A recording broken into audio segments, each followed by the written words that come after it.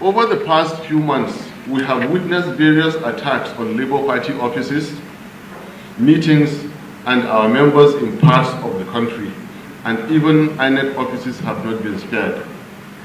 Just a couple of days ago, Mrs. Victoria Chintex, our vibrant and able women leader in our local government of Kaduna State, was assassinated while members of her family escaped with injuries. Senseless killings have gone on for too long. We call on government within the time left to at least make attempts at fulfilling its 2015 promises of securing lives and property while serving justice to the killers. Kindly, therefore, join me in observing a moment of silence in the remembrance of her and indeed all victims all over the country. Reaction to that very nasty attack? We are used to reactions. It's a daily occurrence. In the last 8 years, ever since we got ourselves comforted by the promises in 2015 and the whole Nigeria became expectant of better days ahead, I truly have become accustomed. So one more killing was just another killing. It felt bad as usual, sorrowful, distasteful, and this one carries a bit of another kind of color. It's a lady, election time, build up to elections, nothing was carried away. In that particular area, we're not used to, well, we're very used to assassinations. Only about 3-4 months ago, I'm sorry I have to say this here, I have an engineer that has worked with me and his relatives, and he was sending out a distress signal in the same Kara local government of Kaduna State that his father's house, and his late father was an 80-year-old retiree from Nigerian Railway Corporation. 15 minutes later, a casual text came to my phone that's it, they'd killed his father less than 3 months ago. We're used to this news. Dreadful. Yes. Well, as bad as it is, each time we hear the news, it is bad. People burned inside a bus in Sokoto, in Katsina, a daily occurrence, in Zamfara State, nearly hourly occurrence. Yobe and Borno have not completely healed. Kaduna, of all places, it is happening in the center of northern Nigeria.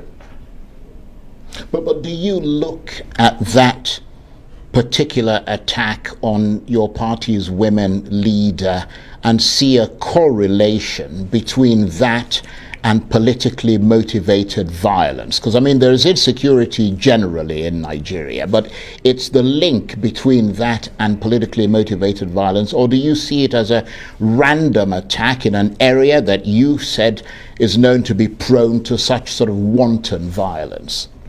I really can't link the two. I have not had the means, I have not received or read any report for that matter, so I'm unable to link it with politics right now. The best I can do is to speak about the general situation. Over 8 years ago, the average Nigerian, by a statistic I'm trying to build up, we were all above 20 kilometers away from an illegal firearm. Today we're speaking of all Nigerians on average being under 2 kilometers away from a firearm, illegal firearm. So it's only a matter of getting closer, taking an aim, and shooting. That's what is that's what is between every Nigerian.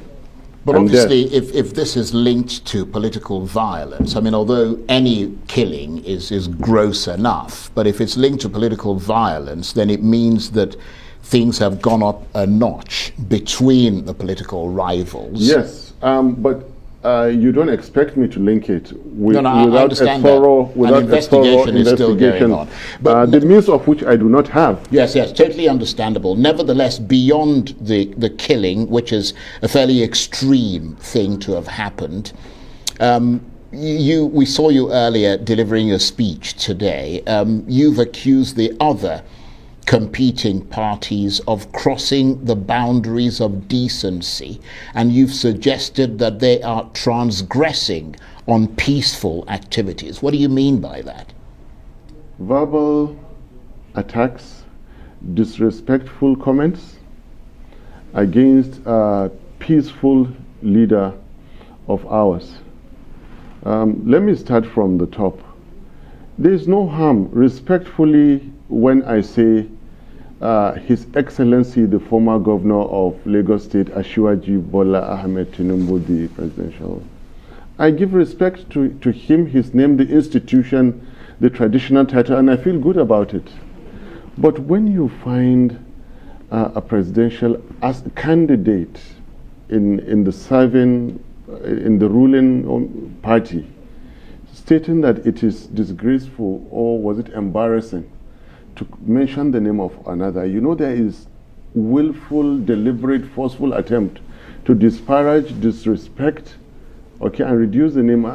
For all intent and purpose, internationally acclaimed, Peter Obi is a man of honor, highly respected globally.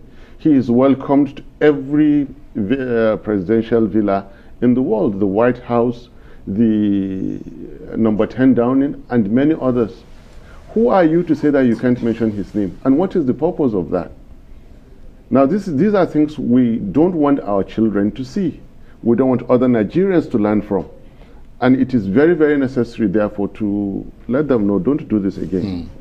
Then, coming down the line, 6 weeks ago or thereabouts, Mr. Shetima was, at one fell swoop, destroyed Atiku's reputation. And then Mr. Shetima is the vice presidential candidate of the APC. Of the APC. So you see there's a pattern in it. They have the security apparatus, they have the finances of this country, have had those of their states for so long. They are coming with all this arrogance. In one fell swoop, this man said that Atiku was selling pure water. Atiku has been, for God's sake, a vice president, Federal Republic of Nigeria. Show some respect to him. Age-wise, he's by far senior to you. This is not consistent with the education and training from the scholars, great scholars of Borno Empire. I studied in Borno. I know what respect means. He said spewing dubious statistics. This is a man who does not know the difference between statistics, index, data, ratios, figures, and so on. He just said dubious statistics, putting everything together and just condemning it. So it is very important and instructive that we tap them on the shoulder somehow, like, gentlemen, we are not doing this style of politics. We took an oath. We signed. Remember, Tinubu was absent in the Abdusalam Abubakar-led signing of the peace accord. So you can see the disdain that they are treating not just the peace accord itself, the rest of us who are stakeholders in Project Nigeria and Project 2023 elections. It has to stop. So is it your sense at this stage that the rhetoric between the parties and their candidates seems to be getting more vitriolic? Because, I mean, in addition to what you talked about transgressing on peaceful activities, you've also accused your political opponents of making attacks against and disinformation about the Labour Party fashionable in this election. You are not wrong if you say accused, but you will be more correct if you say we stated the facts, because really everything we stated there is backed by evidence. Everything I submitted today, backed by solid evidence.